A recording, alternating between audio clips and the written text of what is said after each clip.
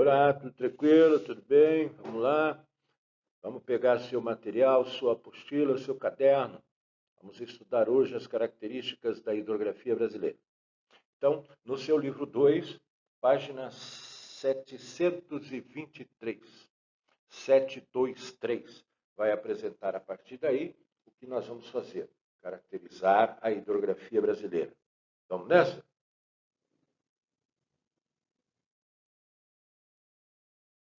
Nós estudamos na aula anterior alguns conceitos da hidrografia, a hidrologia. Nós vimos a classificação, divisão de rio, formação de bacias. A partir de hoje, vamos então ver as características das bacias brasileiras, ok? Então, se nós dividimos a hidrografia do Brasil, é porque nós temos características diferentes em cada bacia. A nossa vertente é do Atlântico. Todos os rios nossos, constituídos de bacia, tomam o rumo do Atlântico de forma direta ou indireta. Então, nós temos grandes bacias hidrográficas, né, e temos pequenas bacias hidrográficas. As mais importantes é a bacia do rio Amazonas, que é a maior do planeta Terra, né? Do lado está a bacia do rio Tocantins e Araguaia. Muitos já classificam só como bacia do rio Tocantins, atribuindo o Araguaia ser um afluente. A bacia do Velho Chico, do Rio São Francisco, muito importante por atravessar áreas do sertão brasileiro. Nós temos a bacia platina. Então, agora aqui, demanda de você entender um processo. Nós não temos nenhum rio chamado Rio da Plata. O que nós temos aqui são 3 rios, 3 bacias, que deixam terras brasileiras para formar um novo rio fora, na Argentina. Então, na Argentina, o nome do rio é Rio da Plata. No Brasil, é constituído pela bacia do Rio Paraná, pela bacia do Rio Uruguai e pela bacia do Rio Paraguai, esse que banha terras de Mato Grosso do Sul. Então, no Brasil, são 3 bacias. Saiu, forma uma só. Como o resultado final é a bacia do Plata, muitos chamam bacia platina. Mas, no caso brasileiro, são 3 bacias. E aí nós temos as bacias menores, como a do Atlântico Sul, do Atlântico do Sudeste, do Atlântico Leste, do Atlântico Oriental e Ocidental. Então, todas elas nascendo próximo ao litoral e logo já terminando. Rios pequenos, de menor importância. A maioria dessas bacias do Atlântico estão caracterizadas por um serviço local. Fornece água para a chacrinha, para o sítio do cara, né? Água para os animais, né? Mas não tem lá grandes importâncias como construção de hidrelétricas ou navegação. As maiores bacias brasileiras vão ser, então, por nós caracterizadas.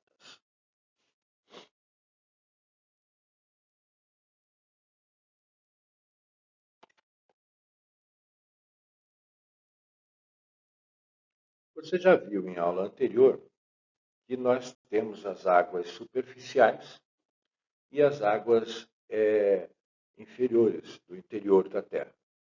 As águas superficiais, você pode observar a presença de oceanos, mares, rios, lagos. E as águas subterrâneas, marcadas como rios subterrâneos, lagos subterrâneos e aquíferos. No caso, nós vamos fazer um parênteses para determinar aquíferos que tem no Brasil e são considerados os maiores do mundo. Nós encontramos em terra brasileira o mais antigo estudado, de forma mais antiga, é chamado aquífero Guarani. Durante muitos anos, ele foi considerado como sendo o maior aquífero brasileiro, porque não sabiam ainda, não tinham descoberto a presença do aquífero Alter do Chão, lá na região norte. Então, o maior aquífero brasileiro em volume de águas é o Alter do Chão, na região norte do Brasil, principalmente Amazonas e Pará. O aquífero Alter do Chão tem quase 2 vezes o volume de água do aquífero Guarani. No entanto, deve ser observado que o Guarani é de grande extensão e que o Alter é pequeno, mas profundo. Então, nós temos a classificação de que o maior aquífero brasileiro em extensão é o Guarani. Envolve áreas da Argentina, Uruguai, Paraguai e Brasil. E o maior aquífero em volume de água é o Alter do Chão. Também podemos classificar esses 2 aquíferos por sua característica de poluição. O mais poluído é o Guarani, porque passa por uma área urbanizada e industrializada, o sudeste brasileiro. E o mais límpido, claro e aproveitado é o Alter do Chão, cristalino, e está ainda protegido por uma grande floresta chamada Floresta Amazônica. Então, em termos de poluição, o Guarani vence de 1000-0. Em termos de extensão, o Guarani é maior, mas em termos de volume de água, o Alter do Chão é o mais importante. O aquífero caracteriza o Brasil como um dos países muito ricos em água. Grandes aquíferos e também temos a parte superficial com a maior bacia hidrográfica do mundo. Então, água momentaneamente, é o que não nos falta.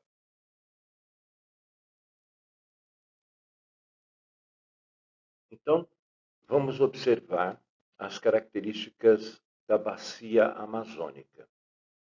Ela é a maior bacia hidrográfica do planeta. Isso quer dizer, e observe pelo desenho, que em nenhum outro lugar do planeta existe tantos rios como nesta região norte da América do Sul. A bacia amazônica não é uma exclusividade brasileira. Ela é, sim, predominante em território brasileiro. O rio Amazonas nasce na Cordilheira dos Andes, peruano, e se estende por terras nórdicas da América do Sul, em predomínio em áreas brasileiras, tendo a sua foz aqui no Oceano Atlântico. Então, lógico e evidente que você já percebeu que não dá para esse rio tomar a direção do Pacífico, porque existe uma barreira natural aqui chamada Cordilheira dos Andes. Então, a maior bacia hidrográfica do planeta, em terras predominantemente brasileiras, vai ter também, nesta bacia, o maior rio do planeta. Então, o rio Amazonas é considerado o mais extenso do mundo. Em segundo lugar fica o rio Nilo, na África. Em terceiro lugar, o rio Amarelo, na China. O maior rio do mundo, a maior bacia hidrográfica do mundo, e também aqui nós temos o maior volume de águas. O rio que apresenta o maior volume de águas do planeta. O segundo rio em volume do planeta é o rio Congo, na África. Então, este é um rio que tem grande volume de água por sua extensão, por ser grande bacia. E que acaba, então, sendo também considerado o rio que mais sedimenta o oceano. Esta água amazônica, se você observar imagens, você vai ver ela na cor meio marrom, né? Porque ela está carregando sedimentos. Terra que ela tira das margens, né? E aí o que ela vai fazer com essa terra? Ela encaminha isso e joga fora, joga lá no Oceano Atlântico. Então, é também considerado como o rio que mais sedimenta o oceano. Maior bacia, maior rio, mais sedimentos e maior volume.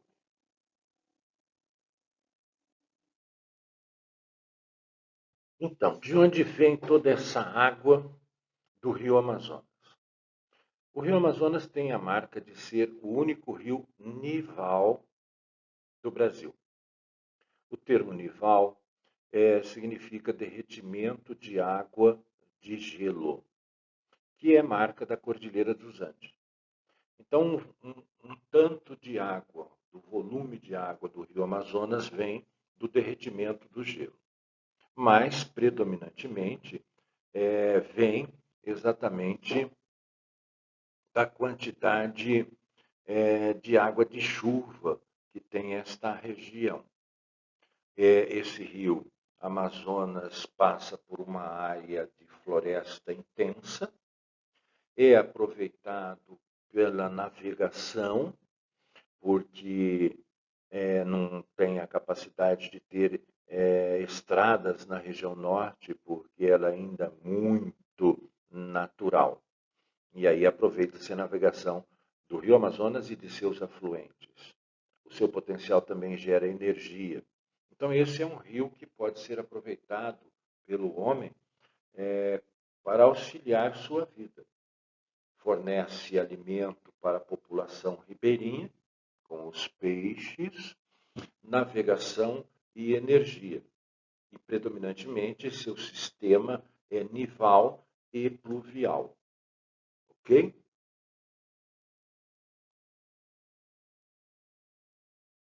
Então, além de ajudar o homem como a fonte de alimentação e navegação, esta área também se caracteriza pela presença de potencial energético. O seu volume de águas e a inclinação do relevo dão a característica de potencial hidrelétrico. É, na verdade, o maior potencial hidrelétrico do Brasil, com a marca ainda de não ser explorado, então não ser instalado totalmente.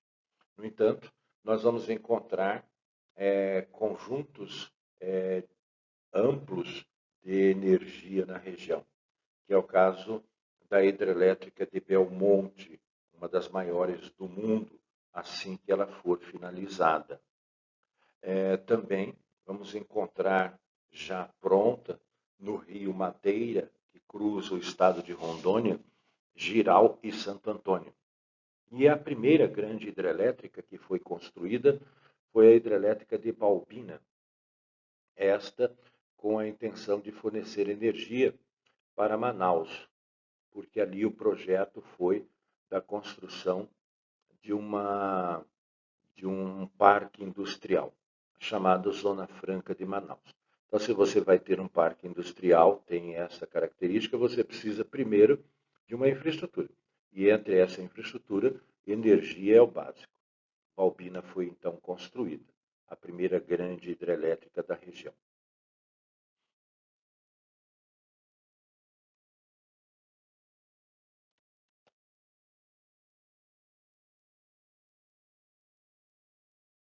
A construção de hidrelétrica é interessante, é bom, tem um recurso para se aproveitar melhor a economia da região, mas traz também os problemas ambientais. Né? E esses problemas ambientais entraram muito em discussão. Você pode ver pelo mapa, acima, a hidrelétrica de Jirau e a hidrelétrica de Santo Antônio. Nela, você vai observar uma linha vermelha. Então, a construção destas duas hidrelétricas altera o curso do rio. Ele tinha ali a sua marca, observe no mapa em azul, e passou a ter um outro curso. Com isto, a navegação foi prejudicada e também a população ribeirinha. Essa população ribeirinha teve suas águas suas terras inundadas, perdendo então espaços que poderiam ser aproveitados com agricultura e pecuária. Com isto, o impacto ambiental foi bastante grande, né? Também podemos observar no mapa a hidrelétrica de Belmonte. Esta, por sua vez, marcou o avanço em terras indígenas. E aí o problema se estabeleceu. Ou seja, o impacto ambiental é forte. Toda vez que você cria uma hidrelétrica, você afoga um ecossistema. Então precisa de um reservatório, e esse reservatório vai demandar da perda daquele ecossistema, daquele bioma.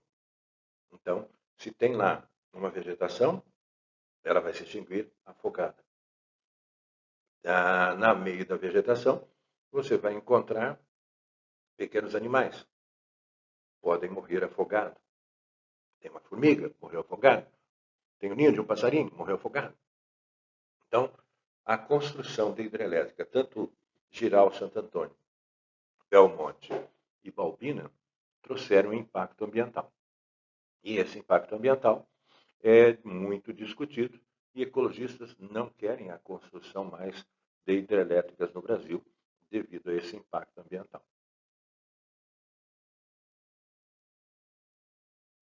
Não menos importante, outra bacia hidrográfica do Brasil é a bacia do Rio Tocantins. Também você pode encontrar o nome ainda escrito Tocantins e Araguaia. Mais recentemente já definiram que o rio principal é o Tocantins e o Araguaia é um afluente. No caso, se você pegar um material ainda mais antigo, vai encontrar tanto o Tocantins como o Araguaia como afluentes do Amazonas. Aí fizeram estudos e perceberam que é a necessidade de criar uma nova bacia porque eram rios independentes. Então, aqui na bacia do rio Tocantins, nós vamos encontrar a maior hidrelétrica genuinamente brasileira. Isso quer dizer que Itaipu, que você está pensando, é uma hidrelétrica binacional. Né? Pertence ao Brasil, pertence ao Paraguai. E esta é totalmente nossa. Então, a maior no Brasil, né? E do Brasil, é a bacia do rio Tocantins, a hidrelétrica de Tucuruí. Tucuruí tem um grande potencial e foi montada e instalada com o objetivo de sustentar um parque siderúrgico que nunca foi construído, ali na região da Serra de Carajás. Portanto, o potencial total de Tucuruí fica disperso e tendo a necessidade de levar a grandes distâncias essa energia. A energia de Tucuruí, por exemplo, chega até a Bahia, chega até ao norte, ao sul do Tocantins, né? E ela foi objetivada para sustentar o Parque Siderúrgico de Carajás, que é ali pertinho, né? Mas isso não rolou, o parque não foi construído e aí a energia foi distribuída de forma regionalizada. Também temos como característica na bacia do Tocantins a maior ilha do Brasil. A maior ilha fluvial do Brasil, a ilha do Bananal.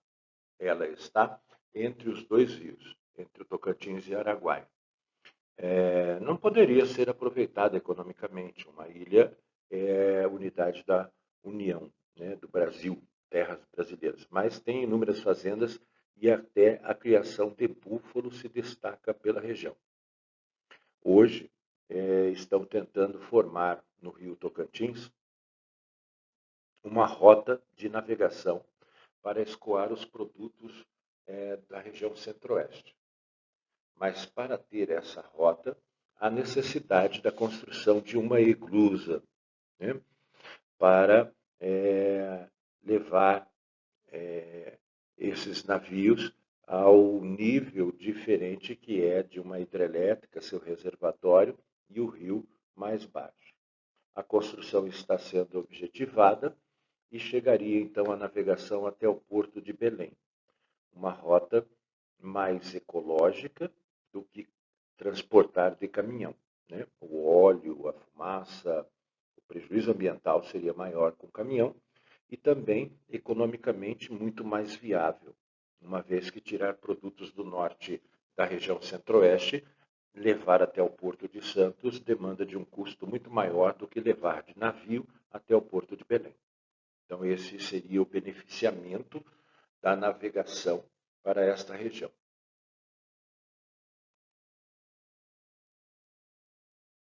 Então, está aqui o desenho, né, da maquete do projeto da Iglusa. Né, o lago, né, a um nível superior, né, e o rio. Então, a necessidade de elevar, né, ou descer, né, o navio. Isso é feito pelo volume de água. As comportas enchem, o navio chega até o nível do lago. Né? As comportas esvaziam, o navio chega ao nível do rio. E aí seguem o seu caminho. Hoje a navegação é feita por essas barcaças que você vê aqui. Né? Quando chega na Iglusa, vai passar uma barcaça de cada vez. Né? Então, é uma forma de transporte mais econômica do que caminhão e mais ambiental, mais ecológica. Né? Mas há uma grande discussão sobre essas terras de construção da represa de Tucuruí, da hidrelétrica de Tucuruí, porque ela inundou uma área muito grande. O lago de Tucuruí é muito enorme e teve então uma perda muito grande da cobertura vegetal. Esse problema foi até alagado terras indígenas e também de reforma agrária. Como sempre, né, a questão indígena e de sem terras virou uma polêmica danada que poderia ser resolvida se dessem outra terra para o pessoal, mas ficou nisso mesmo. Né? Então, as reivindicações continuam muito intensas por lá, né? Nessa região da hidrelétrica de Tucuruí. Muito bem, vamos à sua apostila agora, na página 721, onde tem um texto sobre rios voadores e tem também uma perguntinha lá embaixo para você responder. Eu acrescentei também aqui nesse slide alguma pergunta para você responder. Então, leia aqui, tem na apostila, e responda também essas duas que eu coloquei aqui. Se você não entender direito o que é esses rios voadores, né, na quinta-feira nós temos o nosso plantão e ali você pode, então, me indagar sobre esses rios voadores. E lhe dou, então, uma explicação bem mais detalhada, se for o caso. Ok? Grande abraço, um beijo.